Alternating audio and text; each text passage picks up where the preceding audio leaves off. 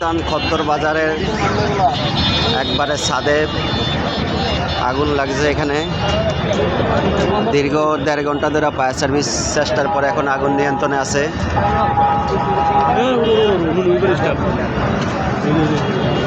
আগুন এখন অনেকটাই নিয়ন্ত্রণে আসছে, আগুন নিভাইছে। তো এখানে যান চলাচল একবারে বন্ধ, রাস্তাঘাটে 0 পয়েন্ট যে যান চলাচল বন্ধ। প্রশাসনের সেনাবাহিনী আছে, পরিস্থিতি নিয়ন্ত্রণ করতেছে।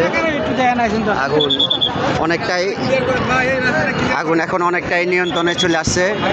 তারপরও ফায়ার সার্ভিস চেষ্টা চালাই যাইতেছে, কাজ করতেছে।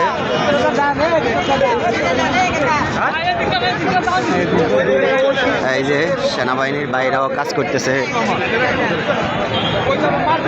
আগুন নিয়ন্ত্রণে চলে আসছে, একবারে ছাদে আগুন লাগছে।